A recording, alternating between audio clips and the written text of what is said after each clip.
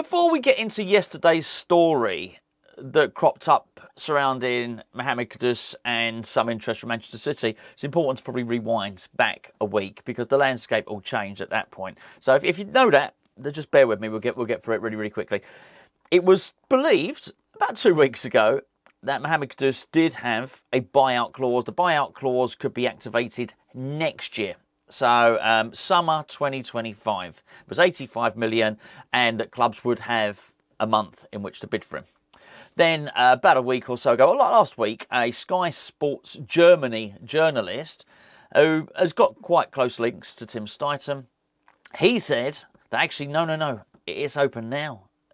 The clause is open now. Basically, there's a buyout clause and anybody wants him, Mohamed Kudus can go and get him right now. So that's the state of play where we were up to. And you can imagine there was lots and lots of panic. The most recent story is that Kudus is now wanted by Manchester City to possibly be a replacement for Kevin De Bruyne. Now, I guess forget the fact for a second that they're completely different players and you probably wouldn't swap one with the other. You know, there's a long-range passer. That's what I would consider Kevin De Bruyne to be, you know, a playmaker, an absolute playmaker, the very embodiment of the term. You know, he literally does orchestrate and dictate play. Largely, he can do it from deep positions. I know he wanders and he can score goals and he does lots of other things, but he spots pictures, he picks out long passes. Wouldn't necessarily consider somebody like Mohamed Kudus, who is realistically, I think he was the top dribbler in the UK, possibly in Europe, but certainly in the Premier League last year. Mohamed Kudus was most dribbles completed, most dribbles attempted, all that sort of stuff that you get. You wouldn't sort of really compare the two, but I don't want to muddy the waters too much. And I think if we're to believe that Manchester City are interested, then, you know, they're interested. What is really, really fascinating about this, though, was that De Bruyne's replacement was supposed to be Lucas Paquetá. So actually spare a thought for him in all this, if it's true. So Lucas Paquetá was going to join Manchester City. It was done, it was dusted. Everyone knew it was going to happen at the very point where he was going to leave. And make no mistake about it, last summer, this time last year, he was just about to leave. The club were trying to wrap it up. They were trying to package it up. They were trying to find replacements. They were trying to do everything that they could because they knew it wouldn't have gone down well selling Declan Rice, then selling Lucas Paquetá. But the deal was there. He was very, very close to signing for Manchester City. The guy himself even came out and said it, Paquetá. You know, he had that whole thing of him having to refocus and concentrate, and he would give his all for West Ham while he was here. You know, because it didn't go as quickly as they thought, and the season started, and I think a lot of people thought, oh, you know, maybe Paquetá's going to play 2 or 3 games for West Ham. Of course, the betting investigations happened. People thought it would be done and dusted a lot earlier than it was, and then, of course, that never happened. It's still running now, and Manchester City, understandably so, said, we're out. We don't want any more to do with this transfer. But imagine him now, if it actually does turn out that Mohamed Kudus is now going to get the transfer from West Ham to Man City that Lucas Paquetá really wanted. That's got to be a sickening blow. And he's doing all right at the moment, Paquetá. He's playing over in the Copa America. Brazil beat Paraguay 4-1. Really, really good game. Goals, assists, you know, basically bossed the game from, by all reports. I've only seen highlights, but, you know, you see the highlights, they look good enough. And if people are saying, if esteemed journalists are saying he bossed the game, hey, look, who am I to disbelieve that? He bossed the game. Quite impressive, actually. He's the bounce back ability and the mental fortitude that guy has, despite being under investigation. However, he may well find himself that he has to stay at West Ham, and it could be Mohamed Kudus leaves. Now, there's something else to factor in on this as well, and that is that Kudus has actually said a couple of days ago that he's looking forward to playing next season with West Ham. Look, I guess he would say that, but I was still pleased to hear it. You know, he's a massively important player for us. He could really make the difference, massively make the difference for us. And it's another position we really don't need to fill. I know there's people who think that Luis Guilherme has been signed as his replacement, but I think even the people that are suggesting that, they think that's eventually, not now. Guilherme's meant to have a bit of time to bed himself in and get used to the league and all that sort of stuff. Kudus realistically is a goal machine. I didn't actually ever think we would be able to get, not in immediately anyway, that West Ham would be able to get anyone as effective from that right wing as Jarrod Bowen. Well, we have. I mean, you might have your individual favourite, but there ain't a lot between them. We've got two top class players there. We really, really do. And at West Ham, look, if West Ham don't get rid of Lucas Paquetá and either the FA investigation, nothing turns out from it, or it drags on, and we've got him for next season, West Ham have a very, very good team. I'd like to see Lucas Paquetá playing in a Lopetegui team. I really would. I think he would be majestic. Actually, I think you'd get the best out of him. I think he'd find it. Paquetá would find it a more rewarding experience than how he found it under David Moyes. And let's be fair, he was crap at the end of last season, but his quality is not beyond doubt, as he demonstrated in the Copa America. So I think the interesting thing is with Kudus now, we have a really good team. If we manage to retain, particularly those three players, Kudus, Paquetá and Bowen, then we can do things next season. I'm pretty sure of that. If we sort out the other areas in the team, what we don't need is to sort out the other areas in the team and Kudus or Paquetá, because it just becomes, far more difficult. I think players like that tend to be better in their second season as well. So I'm quite excited by what Kudus could do. In terms of the buyout clause, I find this very, very interesting. Very interesting. And you've got to take the journalist at his word. If he doubled down on it as well, as something Gio pointed out to me. I was discussing it with Gio over on Patreon, and Gio said, well, he didn't just say it. He didn't just tweet it out. He went back and came back and confirmed it 7 hours later. So this is someone that knows Tim Stuyton. So he doubled down on it. He said Mohamed Kudus's buyout clause is active now. Now, he didn't say it was active permanently, and West Ham don't do that. West Ham won't have open-ended buyout clauses. They'll have little periods where you can buy them, where you can buy the players. So then Plattenberger, whatever his name is, went away, came back 7 hours later, and basically said, yeah, I'm just confirming what I posted before. You have to assume during those intervening 7 hours, he's gone away, he's spoken to Tim Stuyton, because, they know each other. Well, you know this because Stuyton doesn't say much. We haven't seen many interviews. I've yet to see Stuyton do an interview with any British broadcasters or anything like that. Well, he's done one with him. See, at the very least, he's got his number. For him to come back 7 hours later and say, yeah, I'm really confident that this is true and this is accurate, then you have to believe it to be so. Well, I do anyway. However, that does bring something else into the equation, which is that West Ham, we were told the buyout clause for Mohamed Kudus in 2025 was 1 month. It was in July. We were certainly told that the buyout clause in 2024 for Lucas Paquetá was 1 month. It was in July. If we are to assume that Plattenberg is right and that Mohamed Kudus also has a buyout clause, then you'd have to assume that they're going to have constructed it in exactly the same way that they constructed the one for Lucas Paquetá, right? So they're going to do a month. But it can't be July because the journalist said it's open now. And if it's open now, it's going to be June.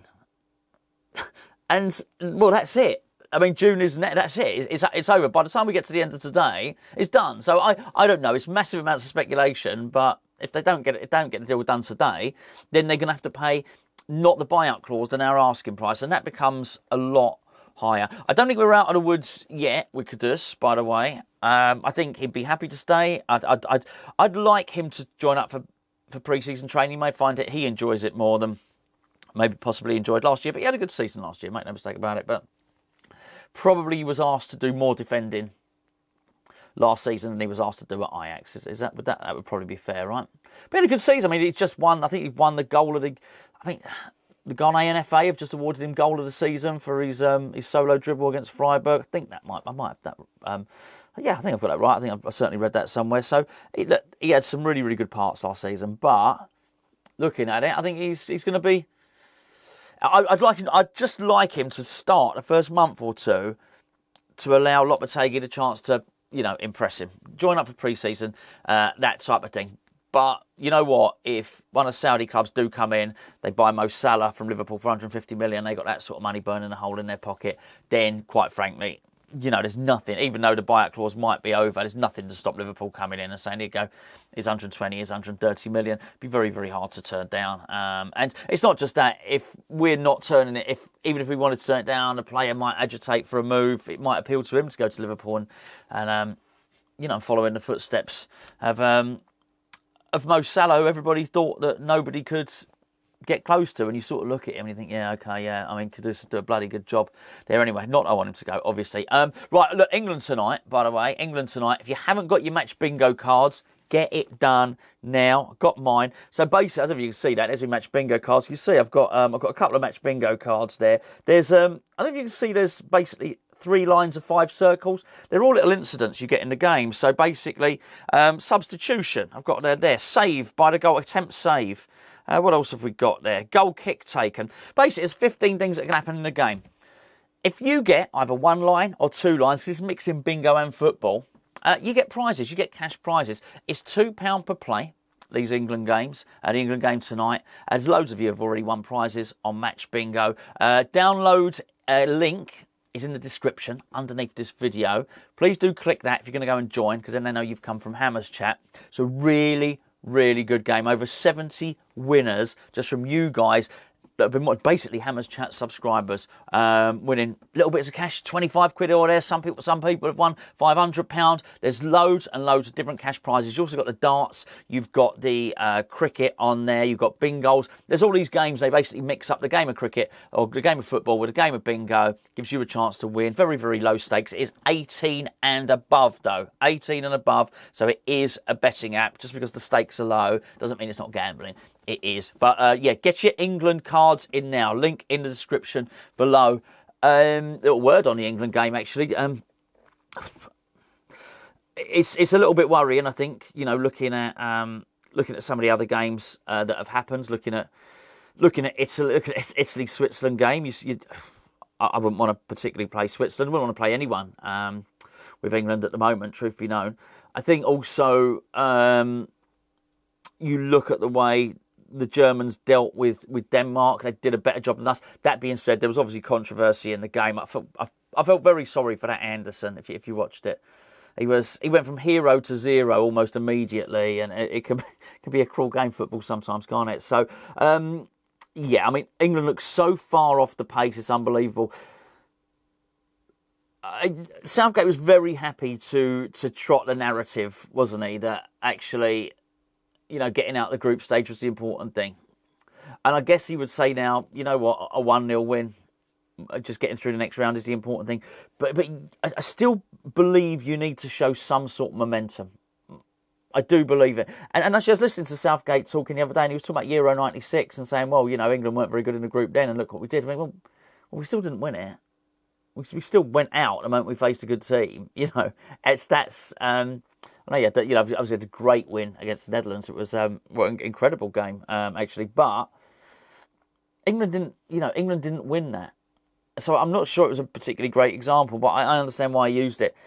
We need to show something because we look so far behind all the others at the moment. And look, we'll discuss it later on and close to the time. It might be. There's no point discussing anybody other than the fixture tonight in that sense. But if we were to get through it, then we may well find that we struggle against a lot of these other teams who just seem to have more of a collective threat. They just seem to be more of a team. And for all, I just look at Southgate, and for all these, I understand he's not a tactician. I understand he's not going to implement, you know, sort of really interesting attacking patterns and stuff like that. But the embodiment of the team ethic and the team spirit, and something that he's meant to do, he's meant to run a very happy camp. And everyone's meant to be, you know, all buzzing in there and all the rest of it. We seem less together than other teams. So even that one thing that Southgate professes to be able to do, which is build a team, build a siege mentality, basically make a brotherhood of the squad, which is not easy with club players and getting them all together. He's not even really done that, has he? He needs to show that. He needs to show that today. He needs to get his best players on the pitch. And if they're not playing well, he needs to start swapping them out at half-time and doing some different stuff. Because I think if England were to go out tonight, almost everyone would look and say, well, it was completely predictable and completely avoidable. And then the pressure's on the FA then. But look, it'd be just appoint Potter pretty shortly afterwards, I'm pretty sure of that. But, I don't want that to happen. I want England to do well. I want England to win this tournament. I'd love to see England win a tournament, sort of scratch the itch, having seen West Ham win a trophy. I'd love to see England win a trophy now, It's would be nice, would be good to do. But, my goodness, England have got to up their game. They definitely do. I'm not sure if we'll see Jarrod Bowen, obviously. Cole Palmer came on and did well as a substitute, but I thought Bowen had done really well as a substitute as well. So I don't know if one of them's gone higher in the pecking order than the other. There's the differences between Cole Palmer and Jarrod Bowen, and I thought they were both. To be fair, I'm not looking to slag Palmer off, far from it. I thought they were both good off the bench. The big difference is you've got the media loving behind Palmer, so. All the media and newspapers, Sky Sports, are saying, where's Cole Palmer? Where's Cole Palmer? Poor old Jarrod Bowen doesn't have that. Because he's at West Ham basically, and he's not at Chelsea, so he doesn't get the media loving and all the rest of it. But I'm still hopeful that we'll see him. I still like to think he's got a part to play in these championships, but you never know. Could possibly be that after this evening, nobody has got a part to play in these championships. I'll be going live half an hour before kick-off. Charlie will take you through on the watch along. I'll catch up with you then.